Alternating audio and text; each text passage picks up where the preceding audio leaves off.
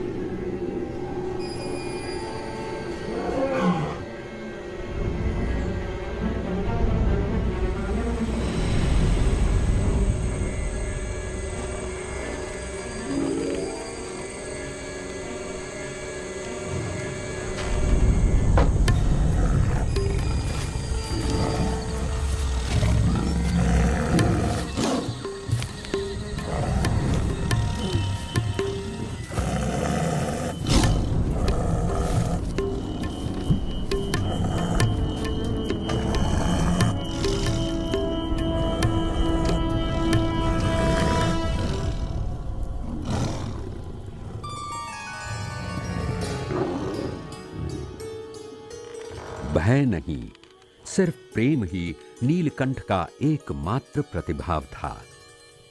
उनके आध्यात्मिक प्रकाश ने हिंसक सिंह को अहिंसक बना दिया।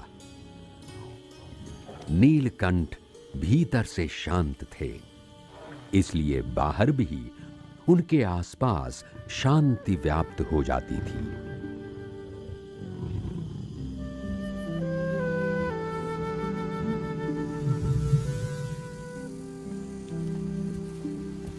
सुबह होते ही शेर जंगल लौट चला और शांति गांव में लौट आई।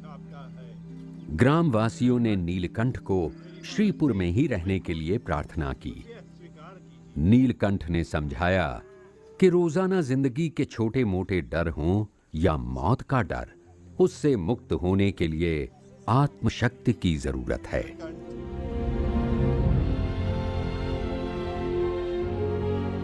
नीलकंठ जहां भी गए, अनगिनत लोगों ने उनका प्रेम पूर्ण स्वागत किया। ये भारत के वो लोग हैं जो विश्व की सबसे ज्यादा विविधताओं से सभर हैं, जहां मानव अभिलाषा की हर तरह की अभिव्यक्ति है और हर तरह की जीवन शैली है।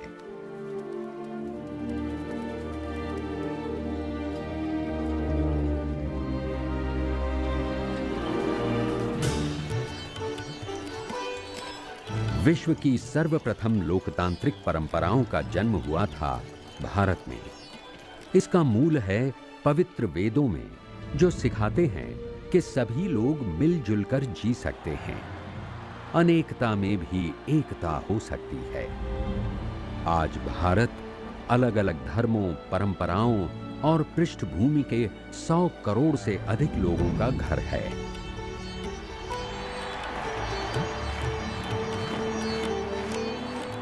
यही एकमात्र ऐसा देश है जहां 18 विभिन्न भाषाओं को जन्म मिला है, जिनके अलग अलग मूलाक्षर हैं और 1600 से भी ज्यादा बोलियां बोली जाती हैं।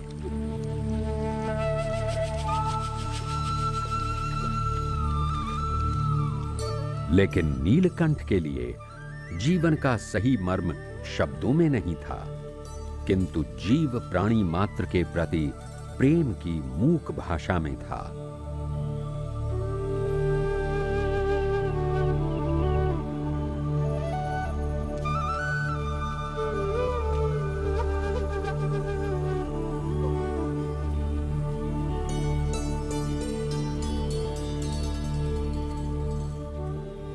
नवंबर 1792 में नीलकंठ हिमालय में बद्रीनाथ पहुंचे। तब शीतकाल शुरू हो गया था। पूरा बद्रीनाथ थोड़े ही दिनों में बर्फ से ढकने वाला था। पूरा गांव नीचे गर्म स्थानों की ओर उतरने की तैयारी कर रहा था। नीचे चले जाना चाहिए।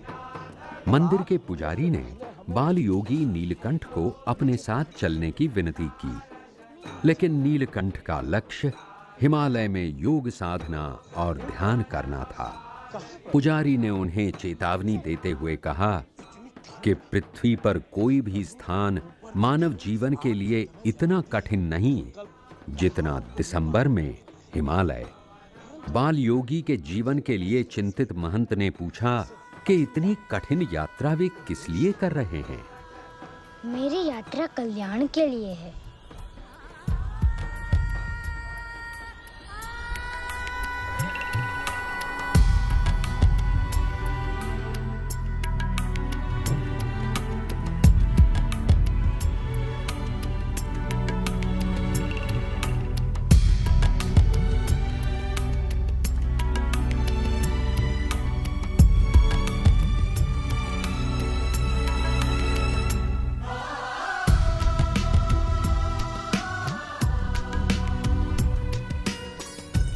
अकेले ही नीलकंठ ने पृथ्वी की कठोरतम जगह में सबसे घातक मौसम में प्रवेश किया।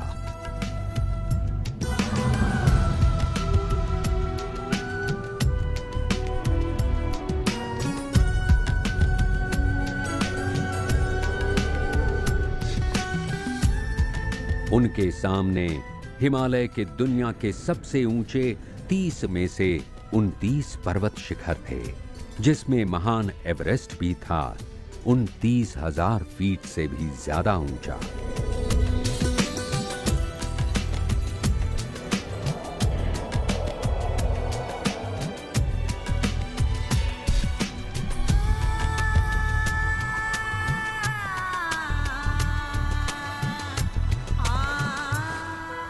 शून्य के नीचे 40 डिग्री तापमान में जब 100 किलोमीटर प्रति घंटे की तेज रफ्तार से कातिल हवाएं फुंकार रही हों, तब 20 मिनट भी खुले में रहना मौत का निमंत्रण है।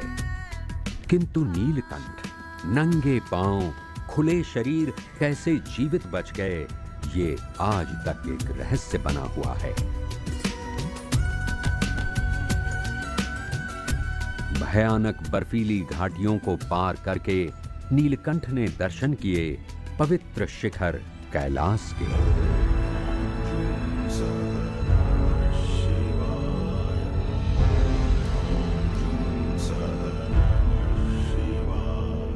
वे मानसरोवर के किनारे पहुंचे।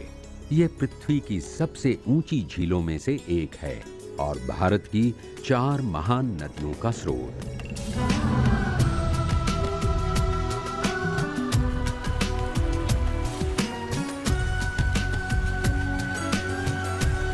नेपाल के अन्नपूर्णा क्षेत्र में नीलकंठ पृथ्वी की सबसे गहरी घाटी से गुजरे। 22,000 फीट से ज्यादा गहरी यह घाटी काली गंडकी नदी ने तराशी है।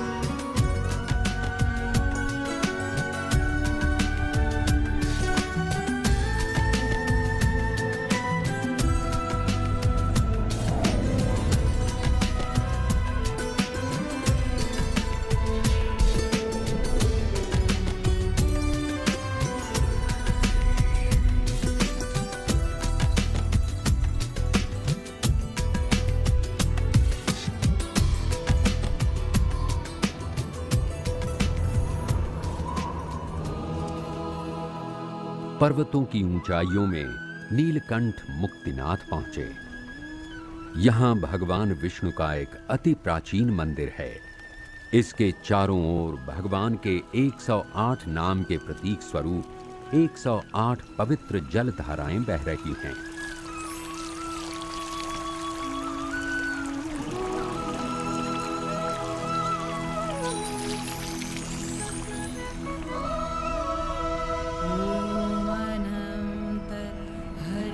यहाँ नीलकंठ ने अपने जीवन की कठिनतम तपश्चर्या प्रारंभ की। इस विलक्षण तप मुद्रा में निश्चल ध्यान मग्न नीलकंठ मन और शरीर से परे हो गए। समय के साथ ऐसी आध्यात्मिक साधनाएं उनके जीवन का प्रमुख अंग बनी रही। आज मैं आसाम में हिमालय में 4 वर्ष बिताने के बाद नीलकंठ पूर्व भारत की ओर चल पड़े।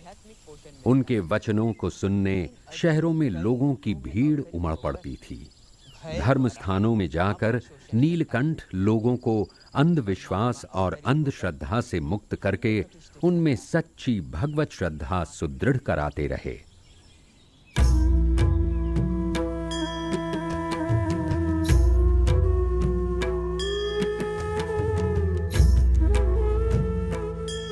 दुनिया के किसी भी देश में इतने मंदिर, इतने स्मारक और महल नहीं जितने भारत में हैं। प्राचीन काल से भारत में ऐसी वास्तुकला विकसित हुई जिसके द्वारा भव्य भवनों का निर्माण हुआ। पत्थर के बड़े बड़े स्तंभ और गुंबद बने जो हजारों वर्षों तक रहेंगे। इसमें असीम शक्ति और लावण्य का संगम है।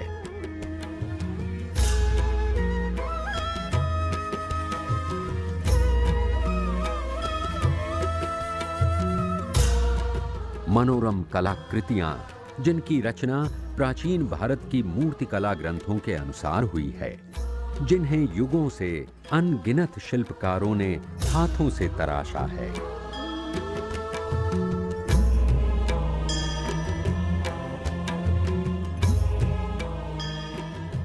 देश का हर कोना अलंकृत है सुंदर स्मारकों से, महलों से और पत्थरों के अभेद्य दुर्ग से।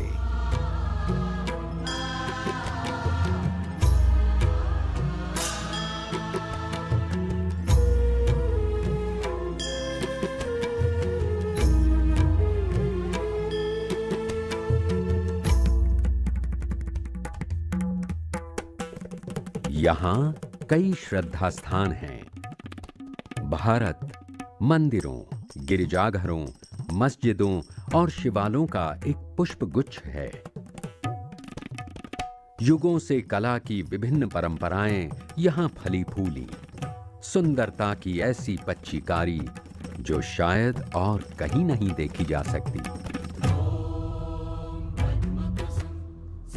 13वीं सदी में बना हुआ खजुराहो का मंदिर हजारों शिल्पों, अभिकल्पों, आकृतियों का एक अद्भुत संयोजन है। ताजमहल, जिसे दुनिया का एक आश्चर्य कहा जाता है और जो दुनिया भर में सबसे सुंदर परिमाण में बना स्मारक है। सांची का स्तूप, गौतम बुद्ध के सम्मान में इसे 2000 वर्ष पहले बनाया गया था। बौद्ध अनुयायियों के लिए यह एक महत्वपूर्ण तीर्थ है। प्रसिद्ध सिख तीर्थ अमृतसर का स्वर्ण मंदिर जो सोने से आवृत है, और इलोरा में कैलाश की चमत्कृति जिसे एक ही पहाड़ी चट्टान से तराशा गया है। इसे बनाने में 150 साल लगे थे। इन मंदिरों एवं स्मारकों के उपरांत नीलकंठ पूर्व भारत के भयानक बरसाती जंगलों से भी गुजरे। हमेशा की तरह वे गोरक्ष आसन में निश्चिंत होकर सोते। वे बंगाल के सुंदरबन के जंगलों से होते हुए चलते रहे। घर छोड़ने के लगभग 5 साल बाद नीलकंठ पूर्वी भारत में जगन्नाथपुरी पहुंचे। यहां के राजा मुकुंद देव नीलकंठ से मिले और उन्हें रथ यात्रा के उत्सव में आने का निमंत्रण दिया। जगन्नाथपुरी के इसी रथ यात्रा उत्सव की विशाल भीड़ और विशाल रथ ने जन्म दिया अंग्रेजी के शब्द जगरनॉट को।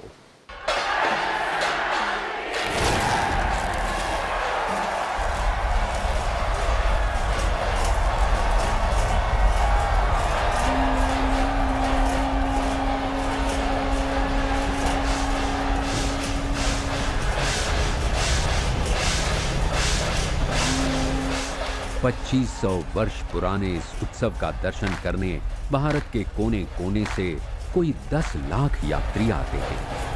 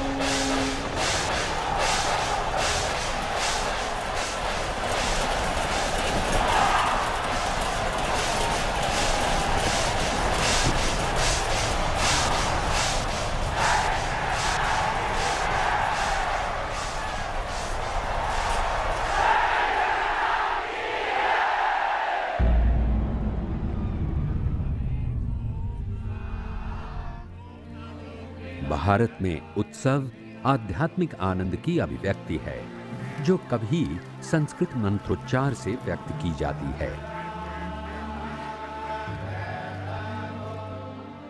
नए साल की शुरुआत होती है अन्नकूट उत्सव से, जिसमें हजारों शाकाहारी व्यंजन भगवान को अर्पण किए जाते हैं। प्रकाश का उत्सव दिवाली, जिसे आसुरी पर दैवी तत्व एवं अंधेरे पर प्रकाश की विजय के रूप में मनाया जाता है।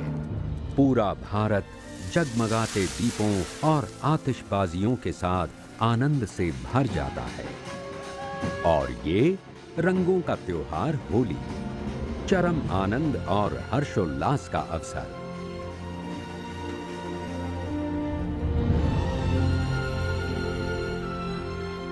भारत में लावण्यमय मुद्राएं, भव्य उत्सव या मंदिर के भव्य प्रवेश द्वार, सब कुछ भक्ति के ही विविध स्वरूप हैं। दक्षिण में नीलकंठ रामेश्वरम के प्रसिद्ध मंदिर में पहुंचे।